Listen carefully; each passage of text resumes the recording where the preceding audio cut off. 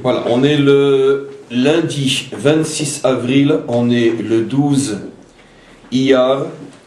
On résume le cours d'hier. On a expliqué hier, c'était un cours tout à fait nouveau et fondamental.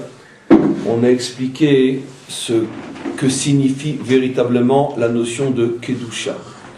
Jusqu'à hier, on comprenait, comme dans toutes les langues, dans toutes les traductions et toutes les religions, que la Kedusha signifie la sainteté.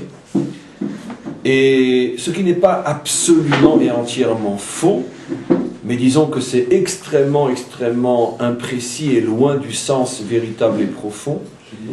En tous les cas, on a expliqué, on a démontré hier que la Kedusha signifiait la liberté. Il va falloir que l'on s'entende aujourd'hui sur la définition de la liberté. Volontairement, hier, à chaque fois qu'on a prouvé, traduit le mot Kedusha par liberté, on a à chaque fois mis en évidence le fait qu'on n'expliquait pas pour l'instant encore ce qu'est la liberté. On a bien sûr mis en évidence hier que précisément au niveau de la Kedusha, il y a cette ambivalence, ce danger de la mauvaise Kedusha. C'est pour cette raison que la prostituée s'appelle une Kadesha. La question était, mais comment d'un mot aussi extraordinaire, sainteté, peut-il sortir prostitution ? Et c'est pour ça qu'on a prouvé hier que si on traduit le mot Kedusha par liberté, alors on comprend effectivement que la liberté peut être positive, constructive ou destructive. La liberté de faire ce que je veux et de dire zut au monde entier et de s'unir, ou plutôt en français de coucher avec qui on le veut, quand on le veut. Et donc c'est pour ça que la prostituée s'appelle Kadesha. On a expliqué hier que dans le bon sens, la Kedusha se retrouve dans tous les aspects de la création, dans le temps libéré, qui est le Shabbat, dans l'espace libéré, parce qu'il est libéré de la limite qui empêchait le divin de se dévoiler en bas. Et donc cet espace libéré, c'est bien sûr l'endroit où est construit le temple. On a montré que toute créature vivante est libérée, en ce sens qu'elle naît, qu'elle sort de la matrice qui la tenait prisonnière. C'est pour cette raison que le premier-né des animaux, ainsi que des hommes, est consacré à Dieu, où il est racheté d'une certaine manière. Mais en tous les cas, la Kedusha se trouve aussi dans le règne des vivants. Et enfin, la Kedusha se trouve dans les objets aussi, jusque dans le minéral. Et c'est ce que l'on voit dans le microcosme de l'endroit Kadosh, bien sûr le tabernacle, avec tous les objets qui le composent, qui sont eux-mêmes Kadosh, c'est-à-dire libérés. Donc on a vu que la Kedusha s'étend à tous les niveaux de la création. Alors, aujourd'hui, ce qu'il nous reste à voir en début de cours, c'est la définition de cette liberté. C'est pour ça que le mot liberté nous gêne un petit peu, parce que dans notre oreille, il a une connotation, une consonance, une résonance qui, sans doute, n'a rien à voir avec ce qu'on va commencer à comprendre aujourd'hui. Mais en tous les cas, c'est le mot qu'on a et on va lui donner un sens. Le mot liberté, c'est le corps, et ce qu'on va trouver aujourd'hui, c'est l'âme de ce corps, c'est-à-dire le sens, d'après la Torah, de la liberté. Alors pour ça, on a une clé, bien sûr, puisque l'on essaye de comprendre, de se construire avec la Torah, on a forcément la clé dans la Torah. C'est la Torah qui va nous révéler ce qu'est la liberté. Mais on va aller doucement, parce que le cours d'aujourd'hui, en tous les cas, la première partie, comme vous allez voir, est absolument surprenante, voire même bouleversante, parce que je vais vous démontrer quelque chose qui est en soi une clé de lecture dans la Torah, qu'on peut utiliser, qu'on doit utiliser au-delà de l'endroit où je vais vous révéler cette clé. Comment dans la Torah, il peut y avoir une différence, à première vue, vraiment bouleversante, entre le texte écrit et sa signification profonde, telle qu'on la dévoile grâce aux enseignements des maîtres d'Israël. C'est-à-dire qu'on sait très bien que la Torah a été donnée de deux manières en même temps, ce qu'on appelle Torah Shebirtav, la Torah écrite, et Torah Shebe'al Peh, la Torah orale. Généralement et très superficiellement, on comprend, ce qui est juste, mais c'est superficiel, que la loi orale vient expliquer l'écrit, car tout le monde comprend qu'on ne peut pas tout écrire, car sinon on n'aurait eu pas 5 livres de Torah, mais on aurait eu 500 000 livres de Torah. à voir combien de milliers de livres d'explications sur la Torah ont été écrits depuis que la Torah a été donnée, imaginez-vous que tout aurait été écrit. C'est absolument impossible. Car avec tout ce qui a déjà été commenté, ce n'est même pas encore la goutte de l'océan comme on le sait, puisque nos maîtres disent que toute la Torah commentée, étudiée, enseignée, depuis Moshe Rabbeinu jusqu'au Mashiach, toute cette Torah réunie, rassemblée en une Torah, la Torah de tous les maîtres d'Israël, imaginez qu'on rassemble l'ensemble de ces enseignements, toute cette Torah par rapport à ce que va dévoiler le Mashiach est comme un souffle qui sort de la bouche d'un homme. Hevel, un simple souffle. Donc vous imaginez qu'on ne peut pas tout écrire. C'est pour ça donc que l'essentiel est resté oral, se transmet et se dévoile de génération en génération. Maintenant, malgré tout, superficiellement, on comprend ce qui est juste en soi, que la Torah orale vient commenter le texte écrit, vient l'expliciter.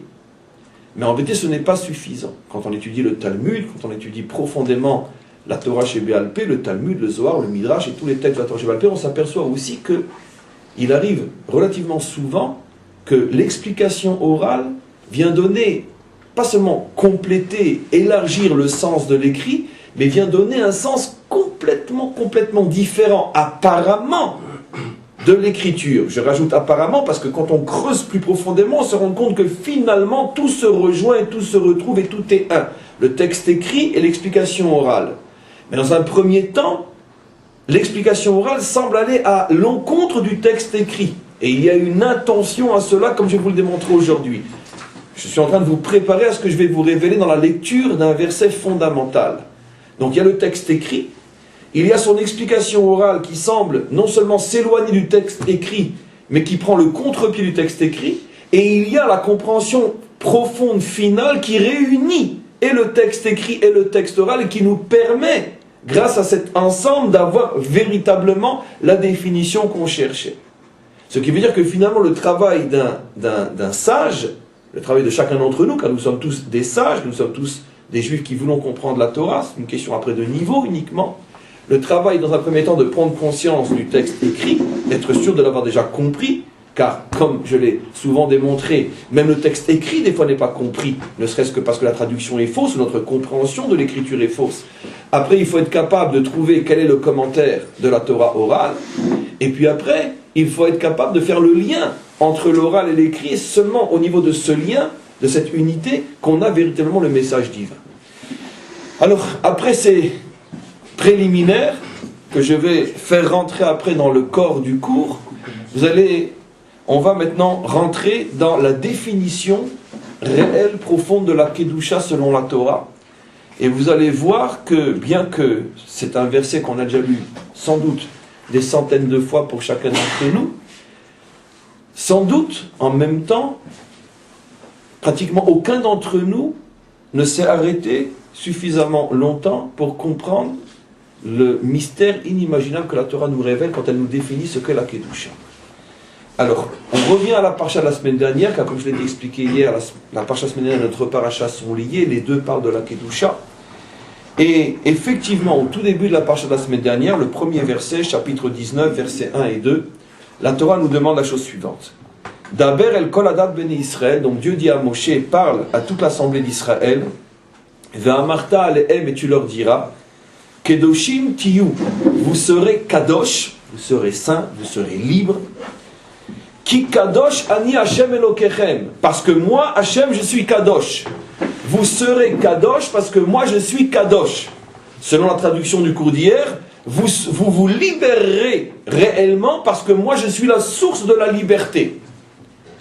Et c'est quoi être kadosh? La Torah va nous le dire dans la première ordonnance qu'elle va nous apporter. Je rajoute un préliminaire pour comprendre. On sait très bien, c'est un klal, un principe klal, clé. C'est le même mot en hébreu et en français, klal, clé. C'est une clé, c'est un klal fondamental dans la compréhension de la Torah.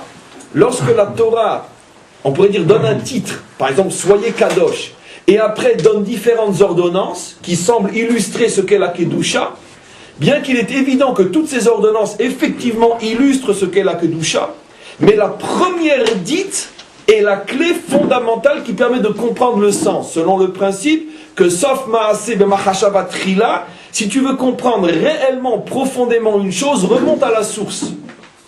Et donc la première ordonnance contient toujours le sens profond, total de la définition elle-même et englobe tout ce qui va être dit.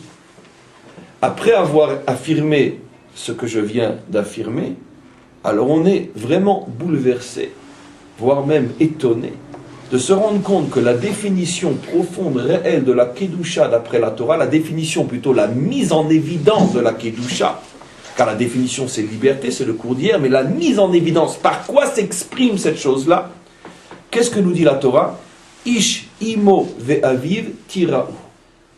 Un homme devra craindre sa mère et son père. Alors effectivement, il y a après 10, 20, 30, 50 autres choses qui vont être ordonnées, mais toujours en vertu du principe fondamental que je répète, que la première chose dite contient l'ensemble, comme le cerveau qui contient l'ensemble du corps, par les ordres et la domination qu'il exerce sur le corps. Cette première ordonnance est le cerveau de toutes les autres. La Torah nous dit, soyez kadosh car je suis kadosh, et par quoi ça s'exprime? L'homme, Ish, devra craindre sa mère et son père. Alors, deux questions fondamentales sur cette définition. Quel est le rapport entre craindre sa mère et son père? De plus, pourquoi est-il dit craindre alors que... Donc, il y a plusieurs questions. Première question, je la répète pour que vous suiviez le raisonnement. Pourquoi c'est la crainte des parents qui est l'expression même de la Kedusha? Deuxième question, si déjà on parle de la relation aux parents, pourquoi l'ordre est-il inversé? La mère avant le père, puisque le verset fondamental qui parle de la relation aux parents, c'est le 5e commandement. Kaved et avicha ve'et imecha, respecte ton père et ta mère. Le père est dit avant la mère. Pourquoi ici la mère est dit avant le père? Et pour mieux faire ressortir, on pourrait dire, l'anormalité, c'est anormal, cette anomalie est anormale, parce que d'abord le verset, quand il parle de la relation aux parents, dit le père avant la mère, et deuxièmement, parce qu'on sait que c'est un principe fondamental dans toute la Torah, lorsqu'on parle des hommes et des femmes, le langage de la Torah est toujours de parler de l'homme avant la femme, pour la raison simple et évidente de la pudeur exprimée par le langage. On parle d'abord de l'homme, puis de la femme. Bien au contraire, l'homme non pudique parle de la femme avant les hommes. Mesdames et messieurs, selon l'expression française bien connue qui a conquéri le monde.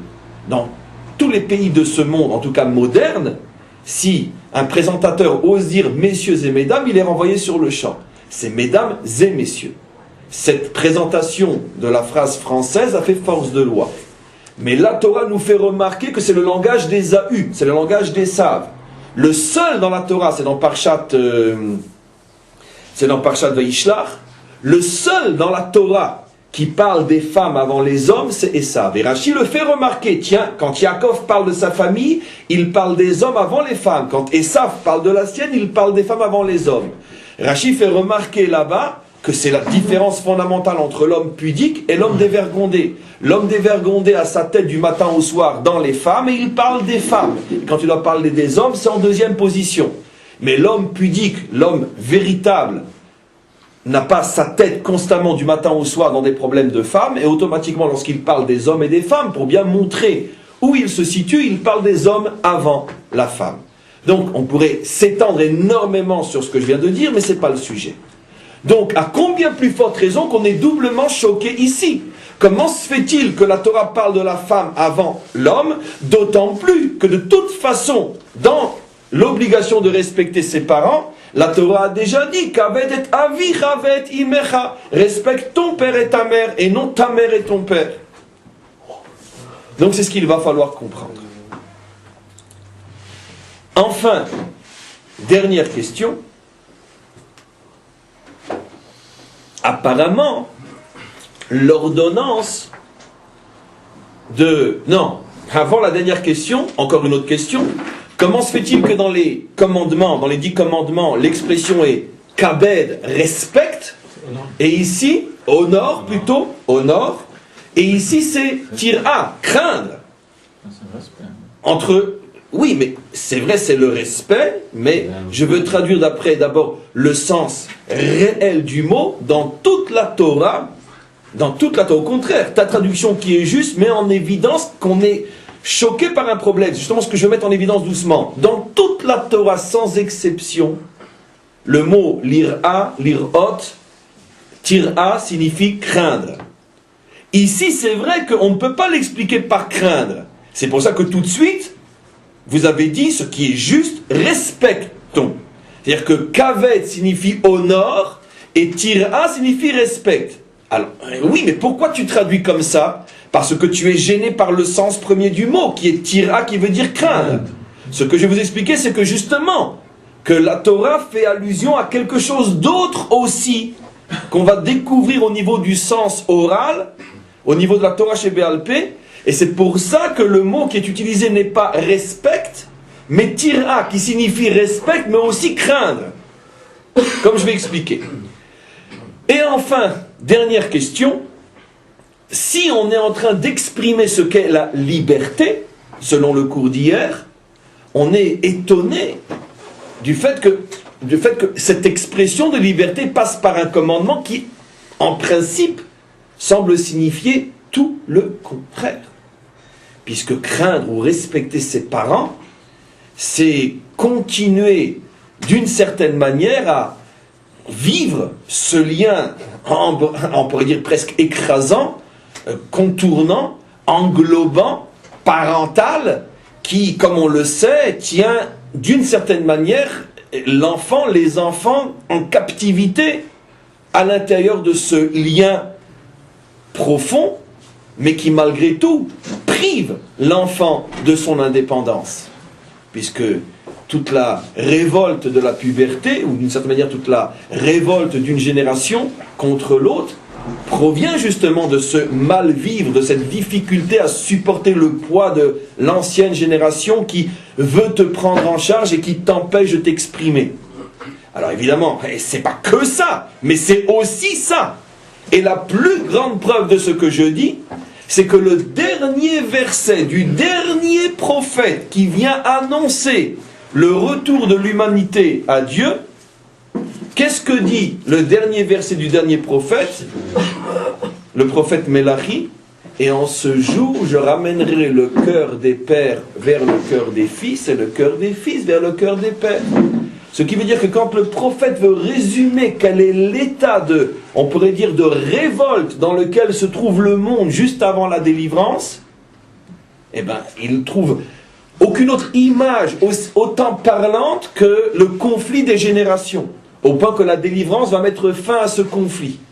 Donc le conflit des générations, le conflit entre le fils et le père, entre la fille et la mère, est bien le symbole de ce besoin d'indépendance, mal exprimé quand c'est une révolte et un conflit, mais ce besoin d'indépendance que ressent l'enfant vis-à-vis des parents. Donc, on se serait attendu à tout sauf à ça. Crains, pas seulement respecte, pas seulement honore, crains ton père et ta mère, et c'est ça le cerveau de l'expression même de la liberté. Si on arrête le cours ici, on est perdu. Qu'est-ce que la Torah veut dire? Comprenez comment, avec un simple effort de dire on s'arrête, on pose les valises, chaque verset est un univers en soi. On peut passer plusieurs vies sur chaque verset de la Torah. Ce sont des univers inimaginables. Car rien que par ces simples questions, surtout la dernière, vous imaginez tout ce qui doit se cacher derrière le choix du maître du monde, le choix qu'il a fait de nous parler de liberté en l'associant à la crainte de la mère et du père. Qu'est-ce qu'on veut nous faire comprendre par là? Alors ça, c'est le texte écrit. Maintenant, vous allez comprendre pourquoi je vous ai mis en garde sur l'expression des fois extrêmement étonnante que va prendre la Torah chez Béal Pé par rapport au texte écrit. Alors maintenant, vous oubliez tout ce que je vous ai dit, et je vais vous traduire d'après la Torah chez Béal Pé ce verset, et vous allez voir qu'on va arriver exactement au contraire. Les maîtres font remarquer que le verset est dit d'une manière qui le met en analogie avec un autre verset très connu, où on parle aussi d'un ish, on parle aussi d'un père, et on parle aussi d'une mère, ou d'une mère et d'un père.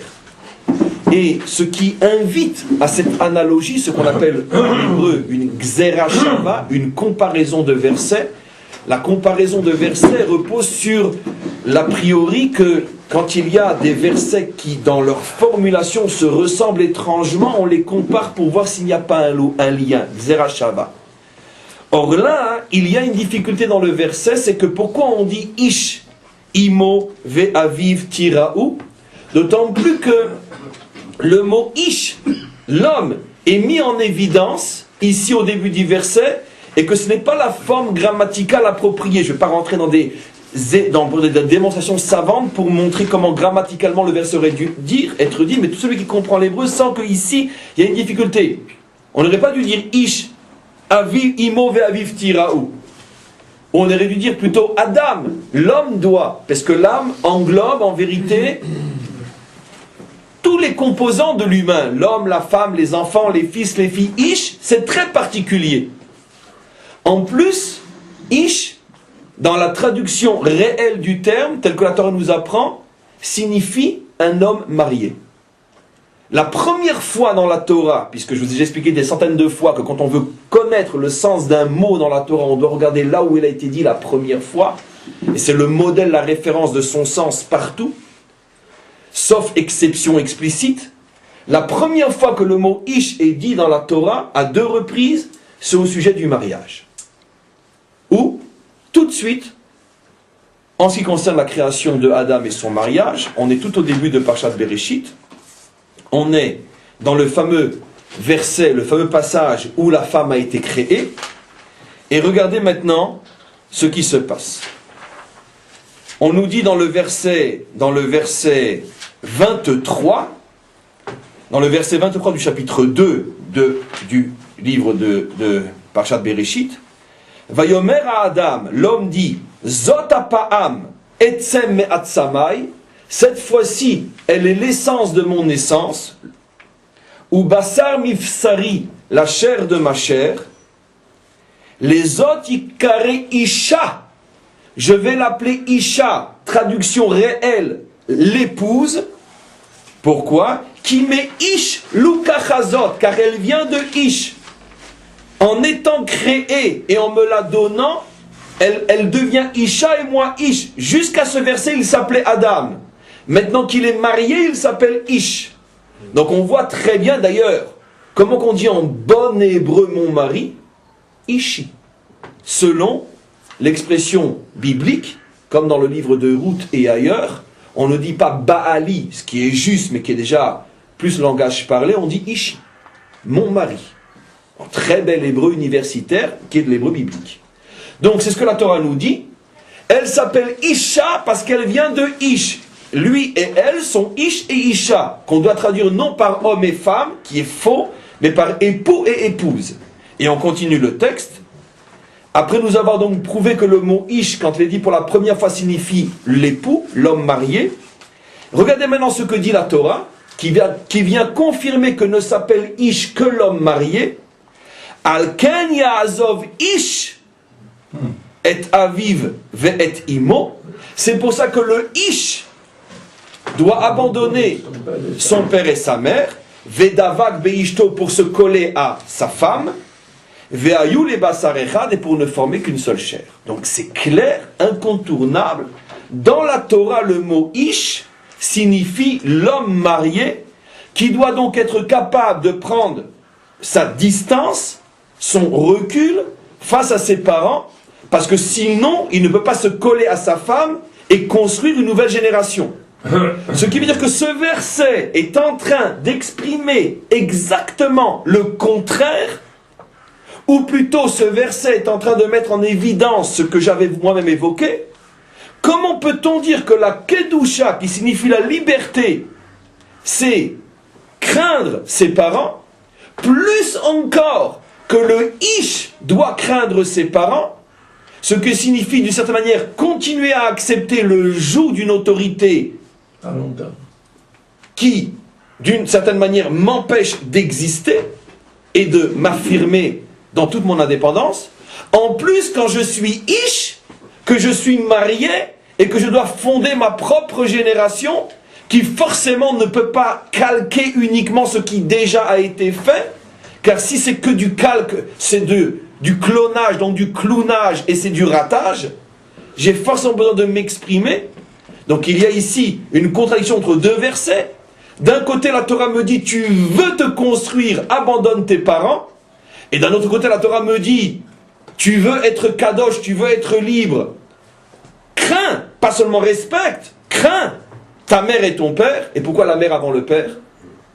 Alors mes amis, il n'y a pas d'autre possibilité, et c'est là qu'on va avoir quelque chose de bouleversant, il n'y a pas d'autre possibilité pour résoudre cette contradiction que de lire notre verset, selon la Torah chez Béalpé, complètement différemment. Il ne faut pas lire « Crains, Ish, toi l'homme marié ». Qui c'est qui devine ce que je vais dire? Il n'est pas dit « Toi, Ish, l'homme marié ». Crains, dans le sens de respecte ta mère et ton père, mais crains-les. Et peur de, c'est-à-dire éloigne-toi d'eux, car ils sont pour toi un danger. Si tu veux être un ish, aie peur d'eux. Fais attention, danger. Méfie-toi. Méfie-toi d'eux. Et c'est pour ça, l'explication est bouleversante, elle est inimaginable, elle a coupé le souffle. Et c'est pour ça que la Torah vient nous dire quelque chose d'inimaginable. Tu veux être un ish, éloigne-toi. Voilé comme un danger. Et maintenant, on comprend pourquoi il est dit tira et peur de. Bien sûr, on ne parle pas ici uniquement, on parle aussi, car le sens écrit reste vrai. Le sens oral vient se superposer, vient compléter, mais ne vient pas détruire. C'est pour ça que le mot tira signifie aussi respect, on va voir pourquoi. Mais il y a une allusion ici au niveau de l'oral. On dit à chaque couple qui veut réussir sa vie, exactement ce qui déjà a été dit au début de la Torah. La première fois on parle d'un couple, qu'est-ce qu'on dit? Ta'azov, éloigne-toi d'eux. Et ici, on vient le dire d'une manière encore plus allusive. Tu veux être kadosh, tu veux véritablement la liberté. Alors, pas seulement tu dois t'éloigner de tes parents, voilé comme un danger. Et maintenant, vous comprenez pourquoi on met la mère avant le père. Parce que, bien sûr, qui est le plus dangereux? La mère ou le père? La mère. Regarde, laissez-moi terminer jusqu'au bout. Quand vous aurez terminé de rire, je reprends le cours. J'en profite pour boire. C'est un peu contradictoire avec le respect quand même. Bombardé, j'ai suffisamment de casque sur la tête, mais une chose, par respect pour les dernières gouttes de sang que je mets dans ce cours, ne le massacrez pas avec vos ricaneries et vos railleries stupides et vos remarques stupides. Car je sais quel effet ça produit, c'est tellement haut, c'est tellement fort et bouleversant qu'on n'a que deux possibilités. Ou on est comme ça, ou on dénigre par le rire. C'est généralement ce qui se passe. Je ferme la parenthèse. Laissez-moi terminer, je n'ai pas terminé. Donc, on verra qu'il n'y a aucune contradiction avec le respect, bien au contraire. On parle ici de la véritable définition du respect, celle que pratiquement aucun d'entre nous n'est capable de dévoiler parce que nous tombons toujours dans l'un ou l'autre, ou plutôt l'une ou l'autre des extrêmes. Soit on se fâche, on tourne le dos, on claque la porte et on s'en va.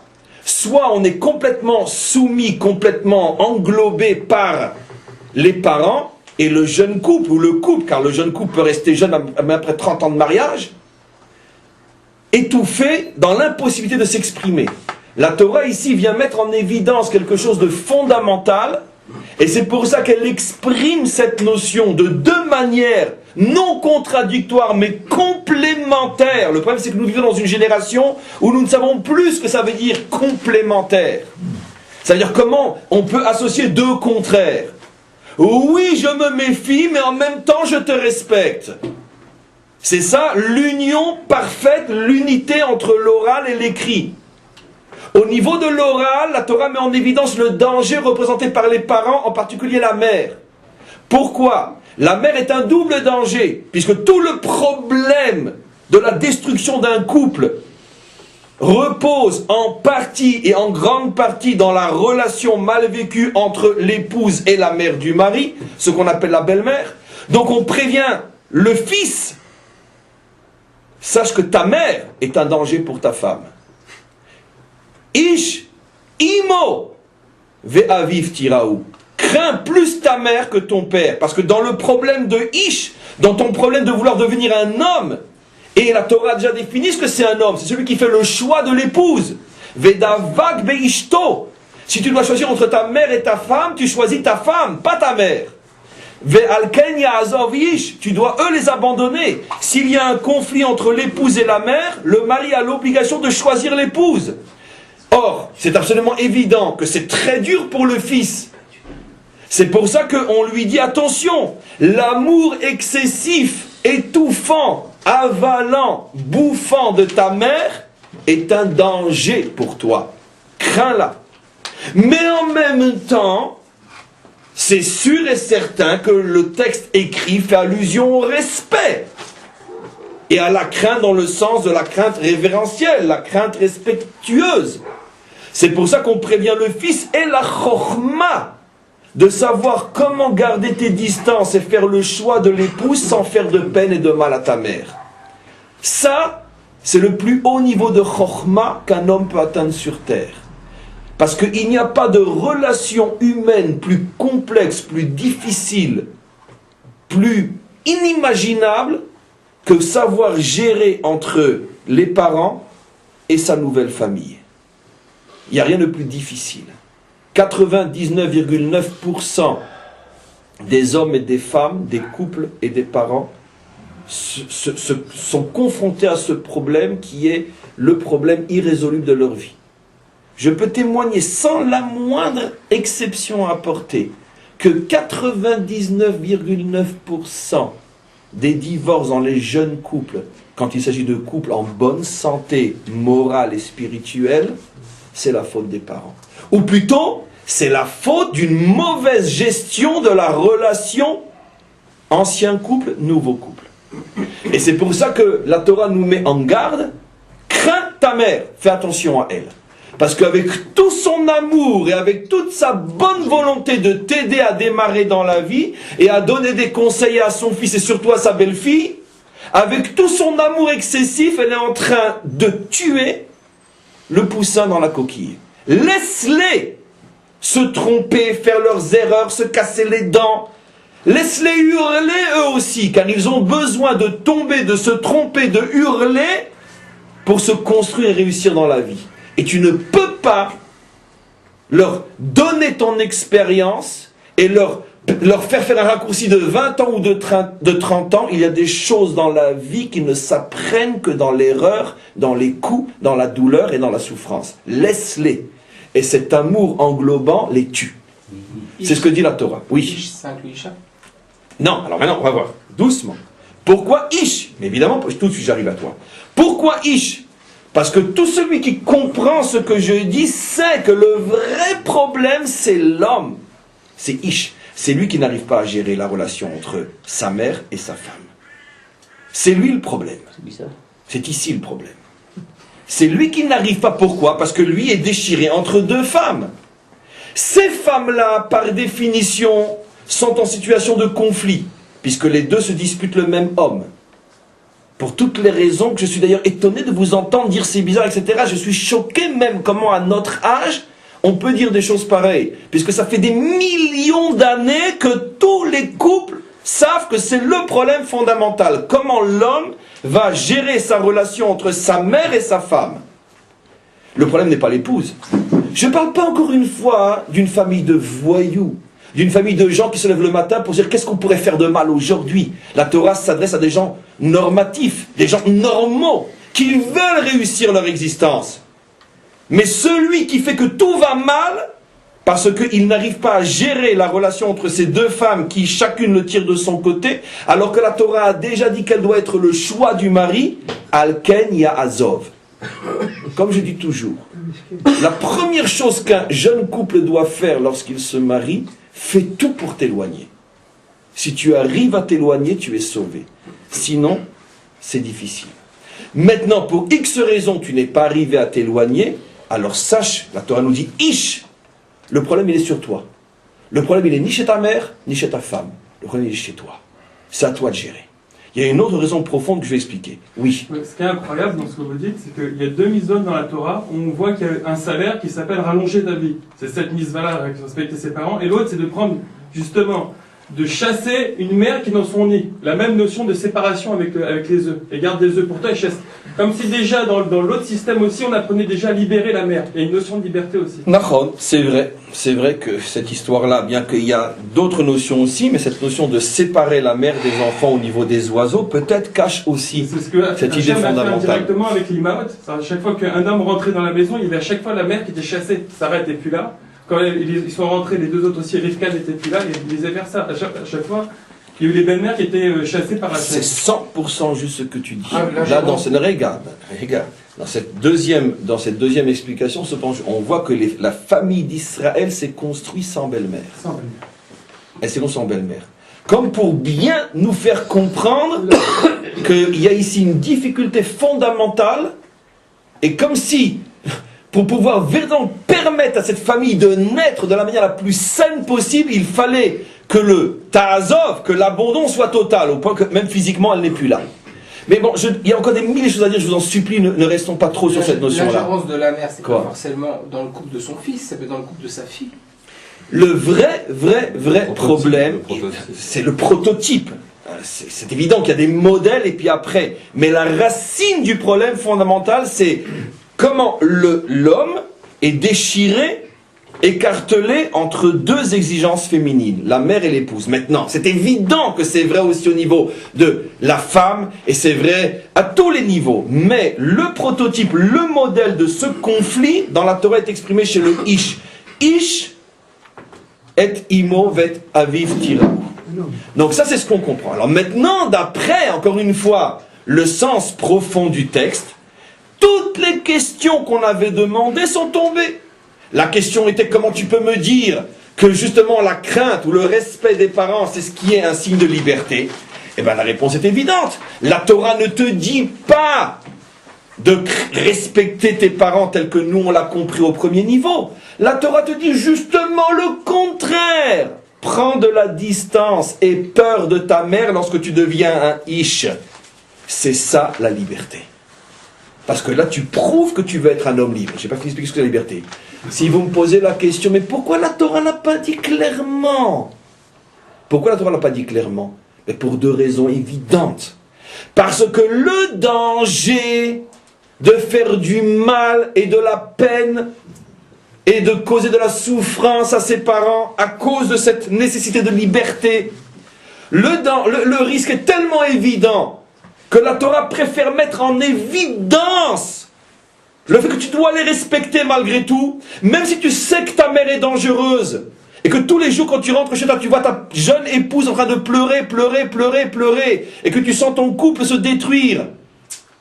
Prends conscience que le problème est chez ta mère, ou plutôt dans la relation avec ta mère. C'est pas qu'elle est fautive, elle, c'est la relation qui est la cause d'eux.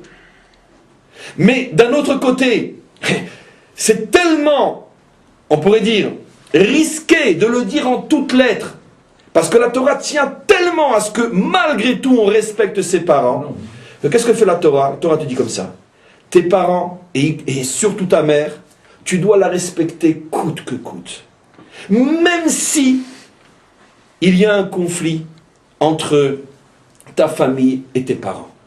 Mais d'un autre côté, par le fait que la Torah a dit Ish, elle fait allusion, pour celui qui a les clés de la compréhension, elle fait allusion au fait que respecte, mais de loin. Le respect véritable ne peut être que de loin. Il n'y a pas de respect de près. Au contraire, le respect doit être partagé. Et ça, on l'apprend dans les Pirkei Avot, qu'on lit en ce moment entre Pessah et Shavuot. Quelle est la définition du respect d'après nos maîtres? Ezeu mechubad amechabed et tabriot. Qui est celui qui est respectable? Celui qui sait respecter. Ça veut dire que le respect va dans les deux sens. Et automatiquement, si tu sens que ton épouse n'a pas le respect qui lui est dû, parce que les parents sont trop englobants, la mère est constamment en train de mettre l'évidence, le doigt sur ce qui n'a été fait ou pas bien fait, etc., etc. Parce qu'évidemment, elle a 30 ans de plus ou 40 ans de plus, elle sait tout mieux. Mais en attendant, elle prive la jeune épouse de sa dignité. Donc, elle, la mère, ne donne pas de respect. Alors on dit au ish, alors toi non plus, ne donne pas tout le respect, éloigne-toi. Al-Kenya Azov. Mais, malgré tout, ne blesse pas, ne fais pas de mal, ne dis pas de vilaines paroles. Éloigne-toi dans le respect. Donc on a suffisamment expliqué cette notion-là, mais en tous les cas, je reviens maintenant à l'essentiel.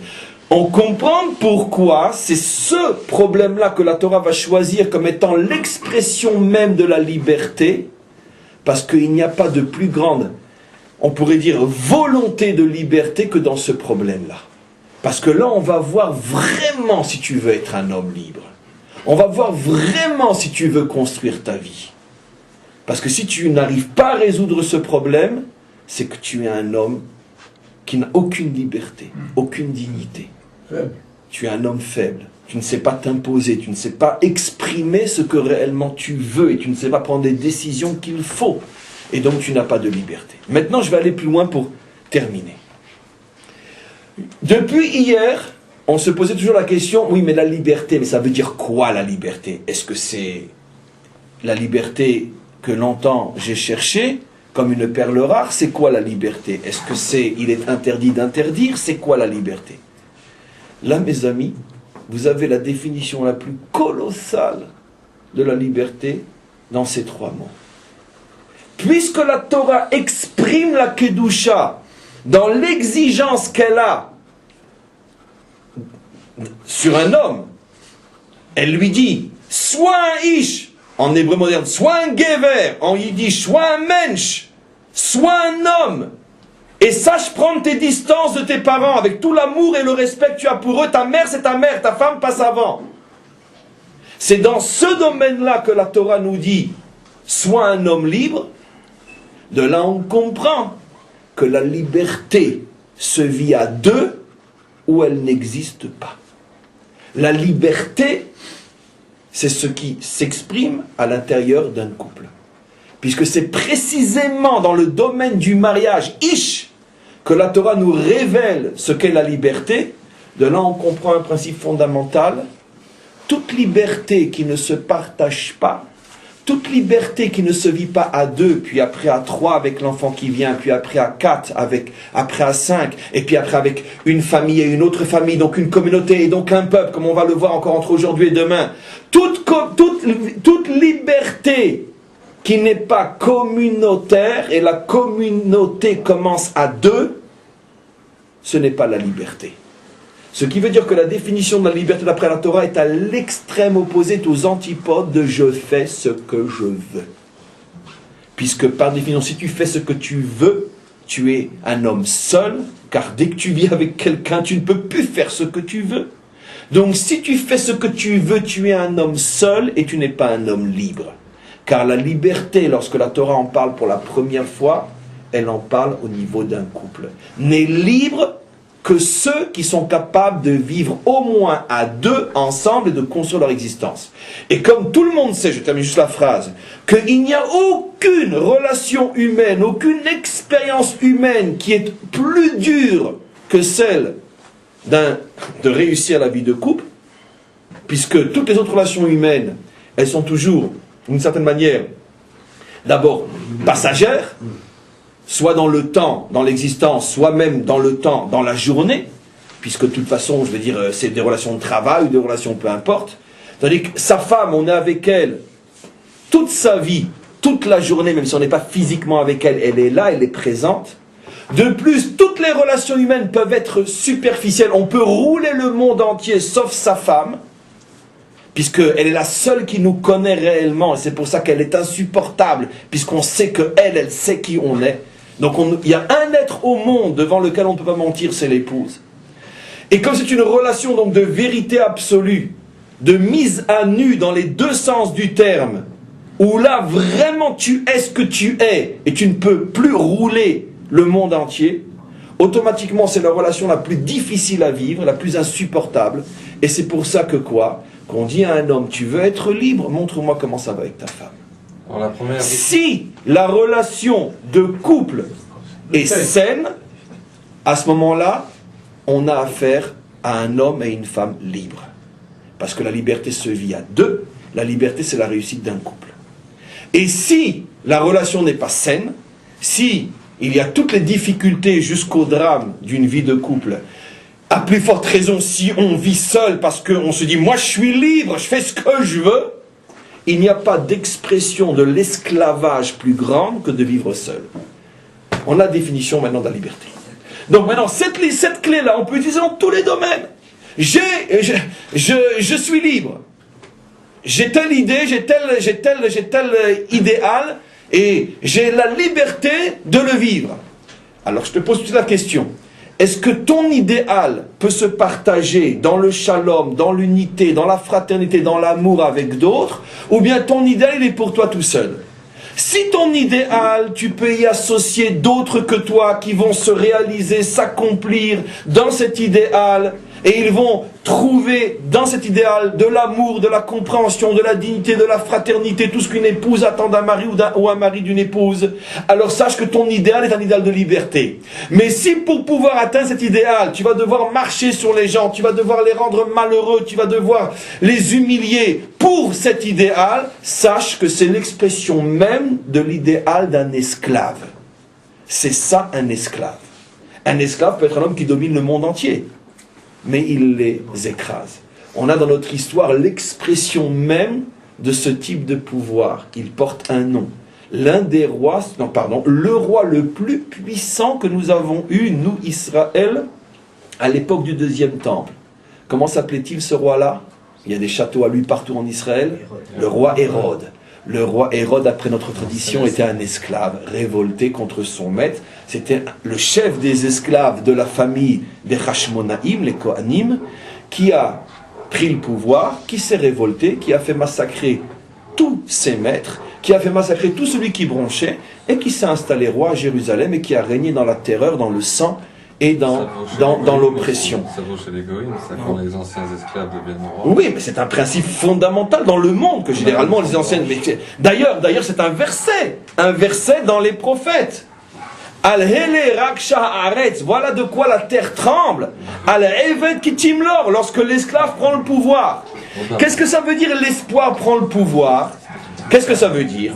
L'espoir prend le pouvoir veut dire quoi?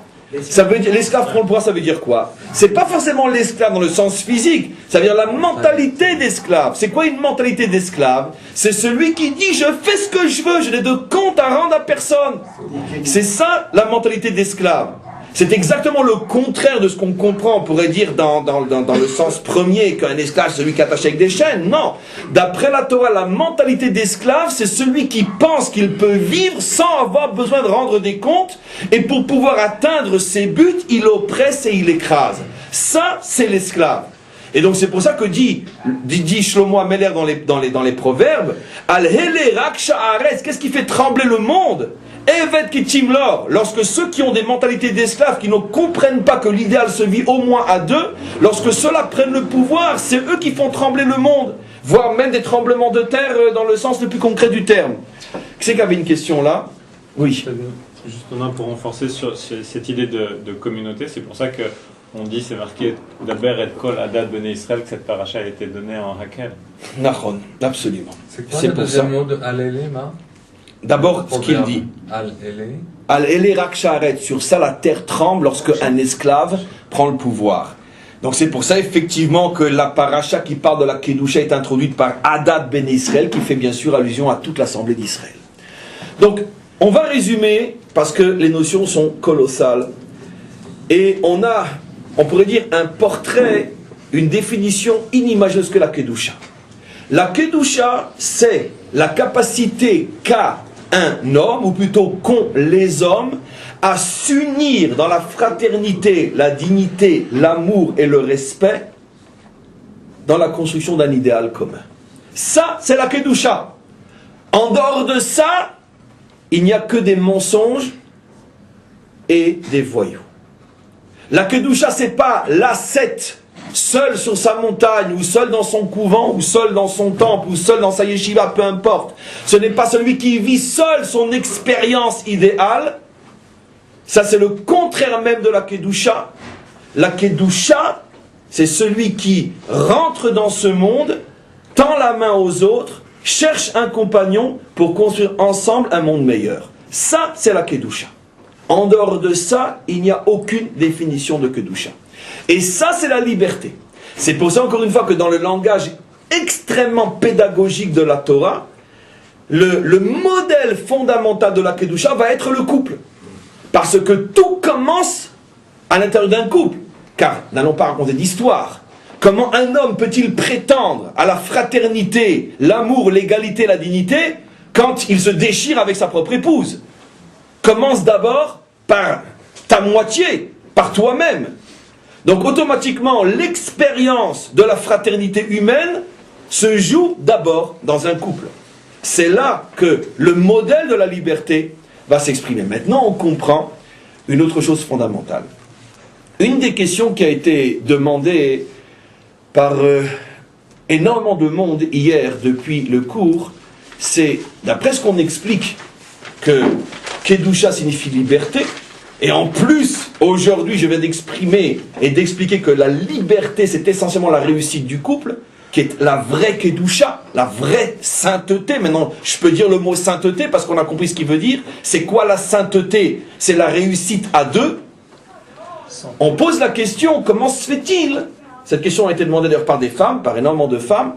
Comment se fait-il que quand un homme, chez nous, épouse une femme, il lui dit « Areat mekudeshet li » tu m'es sanctifié, d'après la mauvaise traduction, d'après, et sur ça il n'y a pas de question, parce que bon, on peut dire qu'elle lui est sanctifiée en ce sens qu'elle lui est réservée, elle n'appartient plus à un autre, elle ne peut plus aller avec un autre, donc on peut comprendre. Mais d'après votre définition, a-t-on demandé que l'Akdoucha c'est la liberté? Comment peut-on dire à une femme qui avait le libre choix jusqu'à son mariage de décider d'aller avec qui elle veut, c'est-à-dire de se marier avec un autre homme, elle avait encore une potentialité de liberté réelle, et maintenant qu'elle est liée à cet homme-là, elle est scellée, emprisonnée à l'intérieur donc des lois du mariage qui font que tant qu'elle n'est pas divorcée, elle est, on pourrait dire, scellée, limitée à l'intérieur d'une relation avec un homme uniquement. Et le supporter si jamais la pauvre s'est trompée. Donc en tous les cas, comment peut-on dire à ce moment-là, Ariat mekudeshet li? Mais d'après ce que j'explique aujourd'hui pour compléter le cours d'hier, mais non seulement on comprend, mais ça ne pouvait pas être autrement. Quand un homme dit à son épouse Ariat mekudeshet li, ça veut dire quoi? Ça veut dire que je fais le choix avec toi, par toi, je fais le choix de pouvoir construire la Kedusha. C'est-à-dire qu'ensemble, toi et moi, nous allons nous libérer. C'est-à-dire, ensemble, toi et moi, nous allons construire et réussir.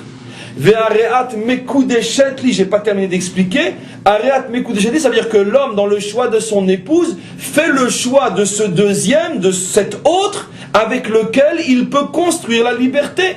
Puisqu'on vient d'expliquer qu'il n'y a pas de liberté si elle n'est pas partagée. Partagé dans le sens le plus fraternel et amoureux profond du terme. Donc automatiquement, Ariat mekudeshet li, tu es celle que je prends pour partenaire pour construire ensemble la liberté. Maintenant, si vous me posez la question, alors pourquoi c'est uniquement l'homme qui le dit? Pourquoi la femme ne dirait pas elle aussi Areata mekudash li?